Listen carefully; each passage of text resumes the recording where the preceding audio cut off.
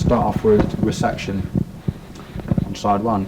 The original idea was to do a radio thing, like when you're in the car and you're driving along and you're trying to, you hear a bit of a track you want to get, you're trying to tune it in, and you can never tune it in because there's like the Berlin Symphony Orchestra playing a classical theme, and there's maybe some BBC guys sort of talking about, telling the World Service, doing the news or something. You always get about 4 stations at once, you just about hear the track you want in. So I thought that'd be kind of funny way to open the album, would be kind of as if it's a radio, and you can't quite tune it in, you eventually just tune it and then you get the album, and when you get a clear station. So we started off at the castle here, working on the thing, and we did the basic riff that was going to be the rock and roll thing you were trying to tune in. And we did that, we just played that live, just as a sort of live riff. We just carried that on for a while. And then we started working on little bits and pieces of radios and started recording radios and stuff, for atmospheres. And then we wanted the classical thing, we wanted the big classical orchestra, so we made up a classical orchestra of our own with mellotrons and gizmos and everything. And we had this big theme going. And that is now the background to the other track that's called Broadcast. Yeah. Which ended up as its own track. Because to get the BBC voice, the fellow who owns the castle here has got a very BBC voice. He and his wife have very sort of home counties accent, very sort of proper. They're great people.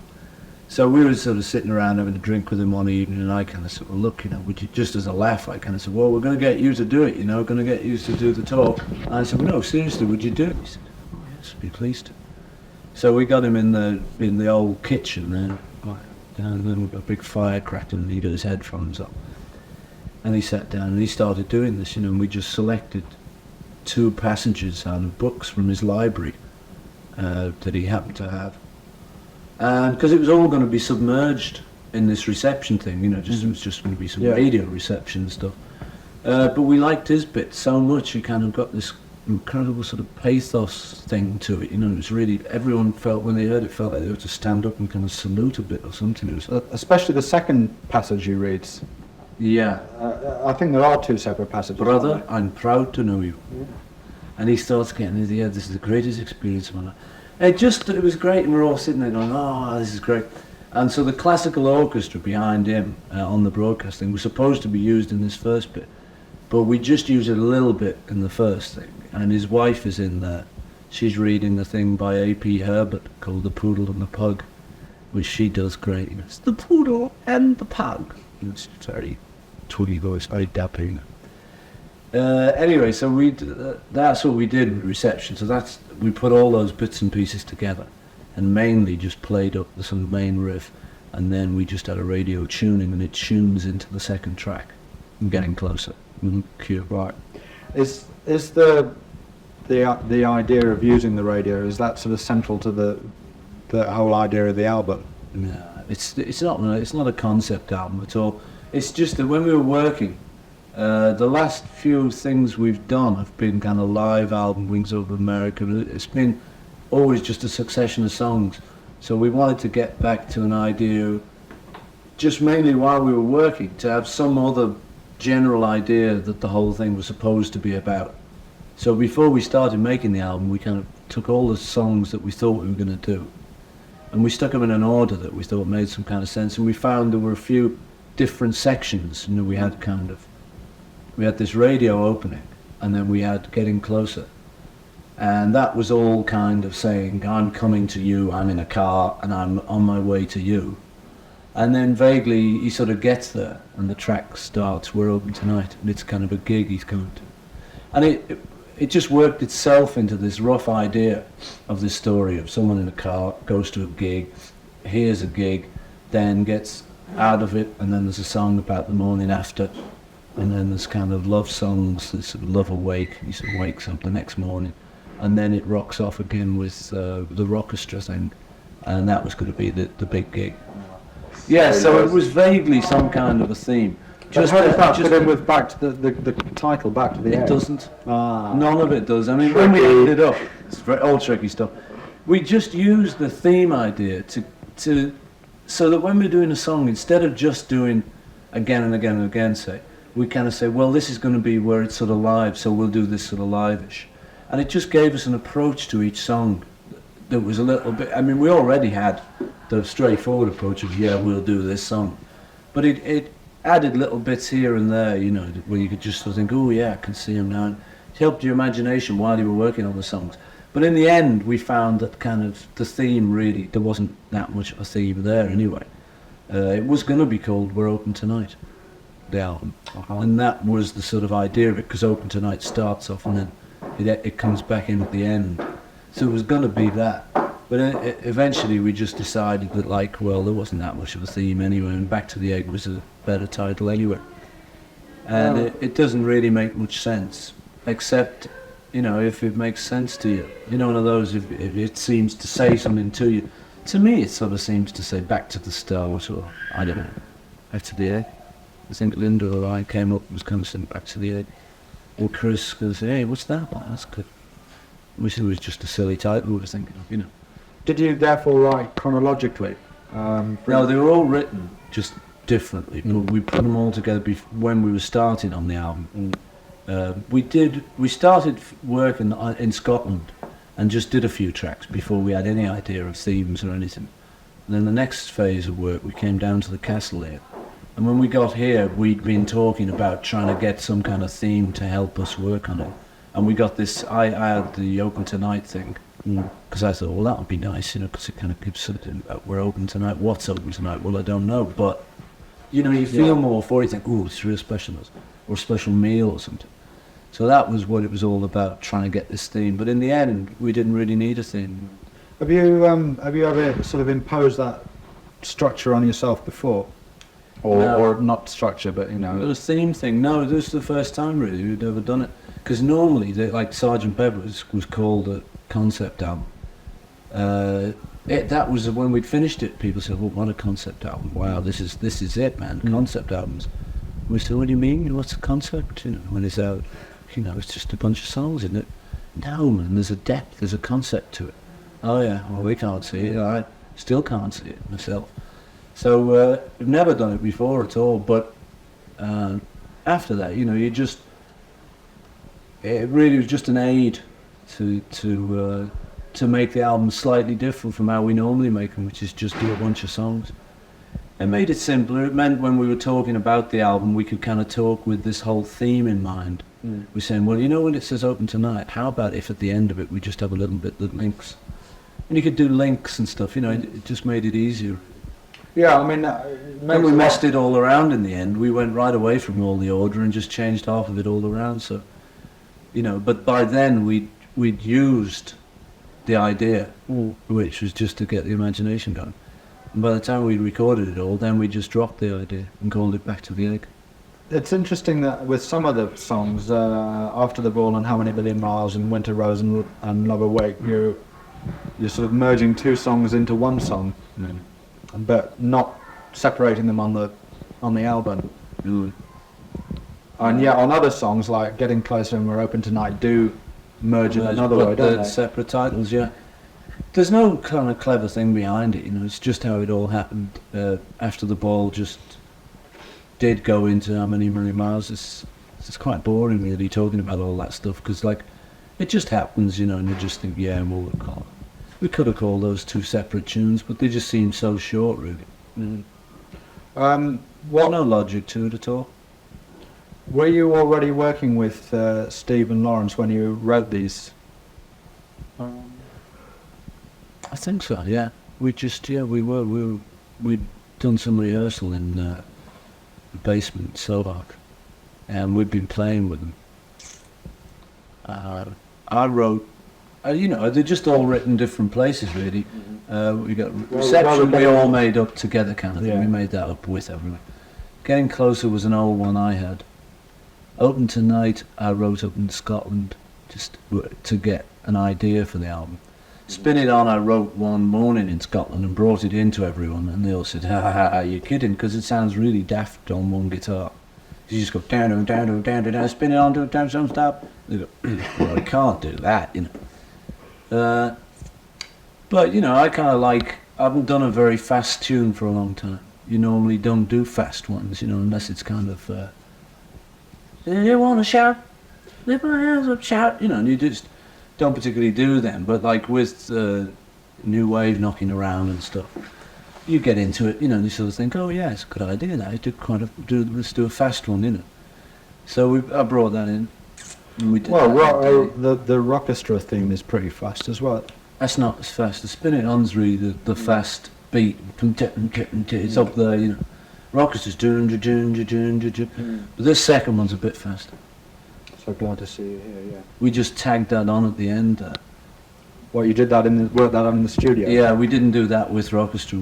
We tagged that on when we were in the basement. So in the replica studio. Yeah. You were about that? Yeah, I did. I mean, that my initial reaction was that's a huge extravagance, but I guess. Yeah.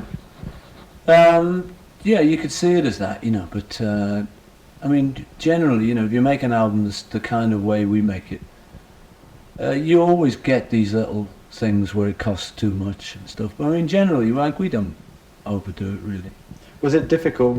I mean, how difficult was it reproducing Abbey Road number 2? Well, you couldn't really do it, you know. But actually, what happened was we were at Abbey Road, and we needed like about 3 more weeks there, and we didn't want to go to kind of the Virgin Islands or somewhere because we were at a sort of mixing stage. It's all right to do those kind of things when you're recording, because it doesn't matter so much. But when you're mixing, you've got to sort of know the room a bit, or kind of know, because you can take it to another place, you know, and turn out crummy. So we wanted to work in Abbey Road number 2, but Bruce Welsh had it for a long time. So we tried all sorts of tricks at booking it for a whole year and stuff, but it all doesn't work out. Well, you can do that, you know, so you just say book it for a whole year and then you cancel it. But it ended up, we were kind of giving EMIs studio time from our time, and they were getting annoyed with us, you know, saying, can we have our studio in March? No, sorry, we've got it. You know, so it got a bit ridiculous. So I just thought, well, if we go somewhere else, if we go to Virgin Islands or anywhere, or even the castle here, we'll have to do a lash-up. We'll have to bring the mobile, and we'll have to put up some kind of screens, and have to put up some kind of baffling. So we thought, well, let's just do it somewhere real comfortable for us, which was in the basement of our office, and so on, just because it's dead handy, and there was enough space down there. So we just saw the acoustic man at EMI who'd made Abbey Road number 2 and said, could you make a kind of virtual replica of it? And would it be crazy to do and stuff? And he said, no, it wouldn't be that hard. Quite easy. So it sounds more expensive than it was. Actually, all he's done is he's made like a film set. Really, that's all he's made. It's a bit more proper than a film set. It's not made of cardboard, it's actual wood and stuff. But he just made, I mean, the extravagance was making it look like EMI. The same toggle switches and the same paneling things, and the photograph in the window. But I mean, those weren't really that expensive. You know, those were only little touches. Yeah. We could have done without all that. It was mainly just to have some room that we knew the sound in. So anyway, we ended up using that, and the album took longer than we thought it would anyway. So we ended up recording down there. But the great thing about it is now that we've got this thing made, and it's a temporary studio. And it's only a temporary thing? It's a temporary thing. Yeah, it can be moved anywhere. Which is the great thing about it. That was why it wasn't such an extravagance. I said, oh Christ, you know, they told me how it was going to cost.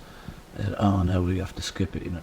But then they told me how much studio time was costing these days. Because I don't look, you know, I try not to look. I just hope it sells and I can cover the costs. I hate all that kind of, oh, we've been in here 3 hours now, we've got to work. You know, because sometimes everyone's just not in the mood, and you've got to work more on the mood than on the actual playing, you know. So if you can play it 40 times, it still won't sound right if someone's feeling uptight. So it was all to do with getting the mood right now. But the thing is now, actually, yeah, we could bring it here, just set it up and just have a control room like EMI. So, you know, we did a couple of little things. There was some kids we knew, I mean, you know, guys, another group, young group, just some vaguely new wave and stuff, and they were like aching for studio time, so it was nice to be able to give them a little bit of time in this temporary studio. So did you do the huge bits there with Rockestra? That was in Abbey Road. That was in Abbey Road. Yeah. How did you do that? I mean, what was the idea behind doing that first of all, and then physically, how did you do it? Well, originally, like I've always thought of crazy ideas like that. I always used to have this idea, a bit like a Battle of the Bands kind of thing, but it was going to be called The Death of Variety. It was a crazy idea, you know. It was Apple days, this. And it was going to be, we were going to have a boxing match at the Albert Hall. We were going to have two orchestras on the stage. One was going to be a classical orchestra, and the other was going to be all rock and roll, like Bonham and Ringo and, you know, all the kind of the rock and roll people. And that was going to be, as somebody in the orchestra thing said, it's draft. All the instruments are draft, you know, there's no kit or whatever.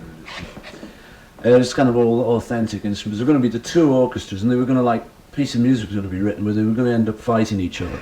And, like, we were going to leave it open as to who would win. We'd just give them an equal balance and let's see who won. And, you know, they used to, and if anyone got knocked out in the boxing, they had to stop. It was all crazy like that. It was going to be a big, like, a happening, you know, in the days when everyone was working. Yeah. So that idea of that was always kicking around, to have that orchestra like that in that setting. And then I took that a little bit further, and at one time, before Frampton got famous, I remember talking to Glyn Johns when we were doing that, and I was saying what they want to do is, like they have Crossroads and Peyton Place and all of them that people get really hooked in. I was saying they want to have like a band, kind of like a sort of, like a show band type thing, only more rock, more authentic. And I wanted to have someone like Frampton up front as a kind of leader of the band, so they could do a lot of music, and that would be one of the big things about it. But also then it was going to be like, you'd go backstage and you see that the trumpet player had a problem with drink, and it was like Crossroads, you know, you know, it was like the day-to-day life of a rock band. And I was talking to Lord Grade about it. He kept saying, is it adventure? Is it adventure? I said, no, not really, but it could be great, this idea. So that kind of fluttered away, that idea, you know, but that was going to be the Apple Band at the time. It was going to be called the Apple Band. Then get someone like Frampton to kind of front it. And then it was going to all be these sordid stories of all the backstage thing, which I still think could be better than Crossroads anyway. So that idea was always there of this kind of thing. And then, you know, like a lot of my ideas, some of them I get done immediately, some of them just cook for years, like this Rupert thing, you know, it doesn't take forever, like together. So anyway, eventually I just thought, well, what I'll do is I'll write a song for it in case I ever do want to do this. So I wrote this instrumental, which is the orchestra theme, and it was basically just split into like three parts, as you could give the drums were part bass and the guitars, and then everyone else sort of filled. But I was trying to make it out actually, that there's a chant in a... Yeah, why haven't I had any dinner? Is that what it That's is? what it says, yeah. It's pity actually, you should be able to hear those words, but you can't, they get drowned and all. And it was just going to be like one of those Pennsylvania, oh, oh, oh, you know, those old jazz records where everyone in the band stands up and they all go, Pennsylvania, oh. And everyone was supposed to jump up and shout. Actually, the way I had it was going to be a group of vocalists like Rod Stewart, Mick Jagger, all the faces, all the famous vocalists. They were all going to just, all the people who don't play, and Robert Plant. And they were all just going to stand around the mic and all just shout, why haven't I had any dinner? But the problems involved in like getting that together. So anyway, what happened was I just was talking to people on the album, doing the album, Chris and the band and stuff, and saying, got this idea. Somehow someone kind of said, you should do it. Linda probably. She's the one who kind of says that. Should do it. Yeah, okay. So I kind of thought, oh hell, you know, I couldn't do it. The paranoia of having to ring up all those people and that them all turn me down. You know, I just can't face it. Like, you know, I just thought, you know, no, it's not going to be worth it. And then eventually I thought, well, sod it, I'll do it. I'll just write the tune, get a demo, and I'll just write a list out of the people, if we could do it, who I'd like to have do it. So I kind of wrote, you know, drums, Ringo, Bonham, Keith Moon. Ringo couldn't come, he was out of the country. Keith was going to come, but he like died just a week before it. Bonham did come, and Kenny Jones came, and Steve. So it was one of them. I just wrote out a big list of all the people, and guitar, I wrote out the people we had, and plus there was Eric Clapton, but he apparently had like a bad dose of the flu. And I thought he was just copying out, but I've seen him recently, and apparently he really did have a voice. And Jeff Beck, and there was a sort of little bit of office stuff went on with Beck's office and our office, and there was a couple of little things, and so that got a bit cocked up, but he ended up not coming. You filmed that, It didn't was you? being filmed, yeah, that was the other weird thing. See, with all the paranoia of kind of even inviting all these people, I just thought, well, if it works, we've got to film it. Because, I mean, it's got to be some kind of big kind of deal, you know, if we ever do get it together. But I thought, well, the only thing is you get that many rock musicians, like, and they're going to hate cameras and lights and being dabbed down with makeup and stuff. They're not going to, we won't be able to do a session, they'll all be too involved with that. So I rang the director who I was going to get to do it and said, look, could you film it like wildlife? Could you just, like, get in hides? And, like, when they film wildlife, they have to not disturb the birds, you know. So, well, he said, yeah, I can do it. So what they did was they put 2 great big false walls at the end of the studio with windows in them. And they lit it, a little bit specially lit it, but it wasn't overly lit. But they did light it, just so that anywhere in the studio was pretty well lit. I just said to the director, who was like a mate anyway, and he understood it, which was the main thing. You know, I said wildlife, and he went, so like we were all right, because some directors would say, what do you mean wildlife? Well, I'm not doing that, you know. And he said, well, it'll be a bit of a problem, but we'll try it. You know. So I said, we don't even want to see you all day. So I don't even want anyone to know it's being filmed, you know, because then you'll get all the real reactions. Yeah. So anyway, they all turned up, and it was this thing. I was buzzing away, you know, because I kept saying to them, well, I'm sorry if it's too easy. Because, you know, I felt like with people of everyone's calibre, you know. But everyone was saying, no, man, keep it simple, you know, really hope it's easy. I can't do any other chords, you know, and everyone was like real normal and average, you know, like they all are. Could it be used like Linda's film was, Oriental Night? Yeah, as a support to something. That's a good idea, actually, yeah. Having not been told the little story you told me earlier about the way the album materialised, I would have thought it would have made a good track 1, side 1, because it seems to sort of it characterises the whole album. It's a very sort of up album and very sort of spirited album.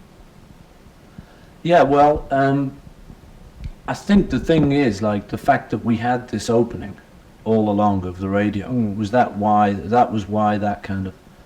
Because there is actually some kind of story to the album. Yeah. It's nothing really to do... I suppose it's nothing really to do with Back to the Egg. But, I mean, you could imagine if it was a film, I suppose the story vaguely would be a group in a van getting closer to a gig where then the gig is, we're open tonight, then they do Spin It On Again and Again, Old Siam, so then they played the disco sounding Arrow Through Me at the end of the evening. Then Rockestra theme comes on the next side. That's where the theme goes, actually. Yeah. This used to be somewhere else. This was further down, and then this was the follow-up to this. That was the evening before all that. And then this was going to be the morning after the ball. How many million miles, Lord? Wake me up, please. And then it was going to rock off to the next venue. So it was vaguely just going to be that, which sort of is Back to the Egg, you know, back on the road. Where does Old Siam Sir fit into it?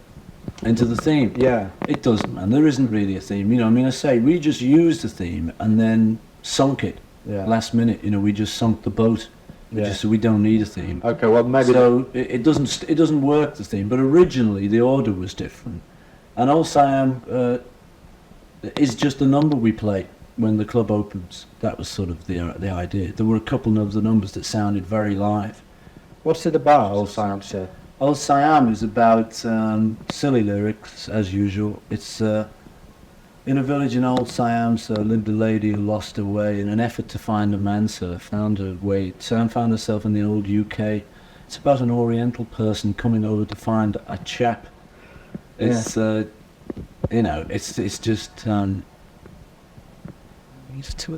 it's just about some chick coming over from the Orient and she wandered round in Walthamstow, she waited round in Scarborough.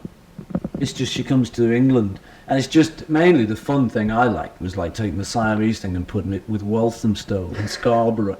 You know, what I make of the lyrics is probably different from what anyone else would make. When you see them written out, they make quite a bit of sense. Because in the second verse, she meets like a film director, and he takes her on to see his man. And then she gets a letter from Siam. Some tragedy happens there, and she needs some money. And she wanders around in Walthamstow and Scarborough again. And then the director finds out that she's been getting money from unsolicited sources. It's totally crazy, you know, but all my stuff's mad. Most of it is anyway. And then like he directed her not to stay. The film director directed her not to stay. All clever stuff, you know. It's just zany. It's just something to sing, you know, really. And I was really worried about those lyrics. I didn't like them. And then this guy Willie Russell has been doing some script writing for us. He really loved it, and he's a writer. He like writes plays, so I was all chuffed. So I loved it. There's Baby's Request. I hate to keep mentioning this theme thing now because I know you tried to submerge it, but Yeah. does that follow on from the idea of radio sending in a request for your girlfriend? Well, it's good. I like it, but it wasn't supposed to be. But that's what happens. You know, you get half a theme, and people start to read in their own stuff, which I love. You know, it's like make your own painting. I love that. You know, I love to just lay down some lyrics, and I think it means one thing, and someone else gets a much better meaning. It's like hi, they banned it because someone got the lyrics wrong, and they thought it was body gun. You know, get ready for my body gun, which like I like better now. I sing that now, you know, instead of polygon. Just then it was ATV. Somebody got the lyrics wrong, but I like that better. I think it's great, body gun. So Baby's Request wasn't really even in the whole album. But what happened was I saw the Mills Brothers, the famous singing act, who are now like 70-odd years old. But they're the original guys, 3 of them anyway. And I saw them when I was on holiday in France. And I went backstage because I had to meet them. I normally don't go backstage. But someone like that who's kind of so old and revered. And I did love all their records. I used to have them when I was a kid.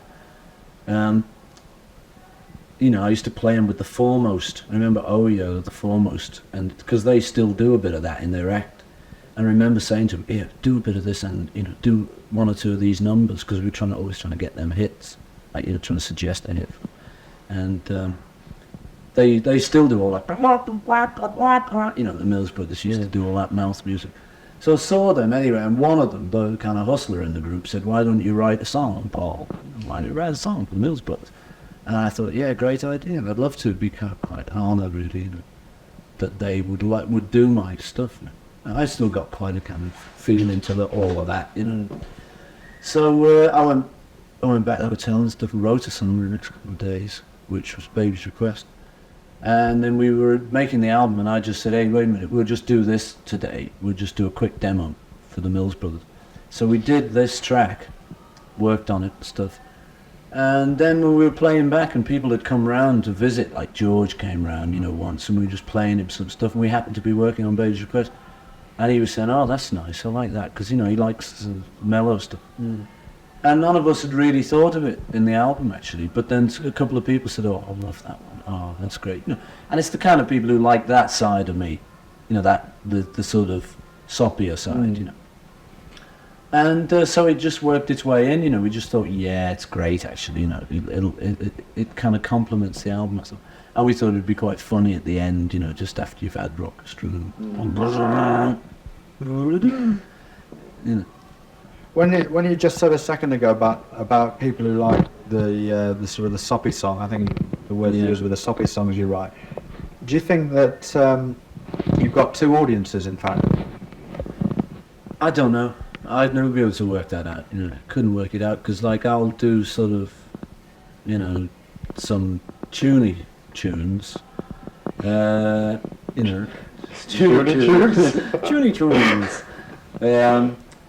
And some people who love that will then turn around and say, "Oh yeah, go on, give us a rocker now, Paul." You know, I think some people like both sides, some people like just one side.